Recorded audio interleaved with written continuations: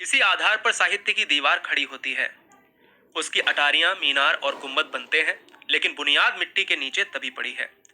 जीवन परमात्मा की सृष्टि है, इसलिए सुबोध है, सुगम है और मर्यादाओं से परिमित है। जीवन परमात्माओं को अपने कामों का जवाबदेह है, हमें ये मालूम नहीं है, लेकिन साहित्य मनुष्य के सामने जवाबदेह है। इसके लिए कानून है जिनसे वह इधर उधर नहीं जा सकता। मनुष्य जीवन पर्यंत आनंद की खोज में लगा रहता है। बिल्कुल सही बात भी है, क्योंकि हम लोग क्या करते हैं, भोग विलास में आनंद प्राप्त करने के लिए हम काम करते हैं और जीवन की जीविकोपार्जन को चलाते हैं। चलिए आइए हम पहले क्वेश्चन की तरफ बढ़ते हैं। साहित्य और जीवन में गहरा संबंध है, क्योंकि साहित्य और जीवन में गहरा संबंध है बेटा, क्यों है आपको जवाब देना है। साहित्य और जीवन में गहरा संबंध इसलिए है क्योंकि साहित्य का आधार जीवन है। ध्यान दीजिएगा, साहित्य और जीवन में गहरा संबंध है क्योंकि क्यों है भैया, क्योंकि साहित्य का आधार ही जीवन है, इसलिए साहित्य का आधार जीवन है। तो आंसर हमारा क्या हो जाएगा, सी हो जाएगा। क्लियर है, आधार ही जीवन है, जो नींव है वही दोस्तों जीवन है। समझ में आया।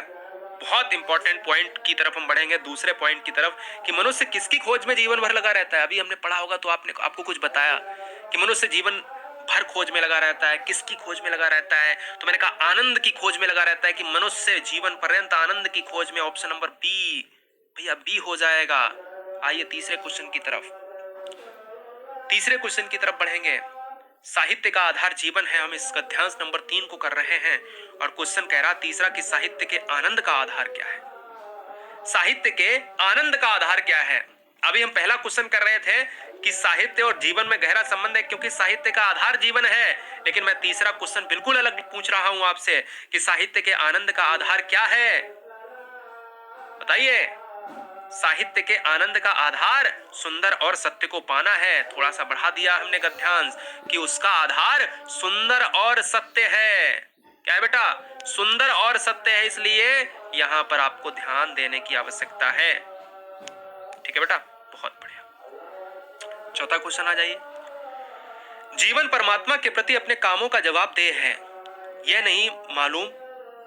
जीवन परमात्मा के प्रति अपने कामों का जवाबदेह है या नहीं, ये मालूम नहीं, लेकिन साहित्य, ध्यान दीजिएगा क्वेश्चन किसके बीच में है, जीवन परमात्मा के प्रति अपने कामों का जवाबदेह है या नहीं, ये नहीं मालूम है, लेकिन साहित्य किसके प्रति है ये पूछ रहा है। साहित्य प्रकृति के समान सामने जवाबदेह है, मनुष्य के सामने जवाबदेह है।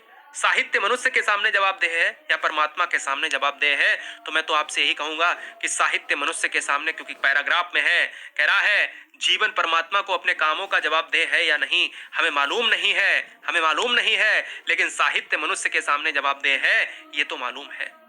आंसर सी हो जाएगा। मेरी बात समझ रहे ना, बहुत बढ़िया। आइए पद्य को कर लेते हैं। पद्य के 4 से 5 क्वेश्चन करेंगे और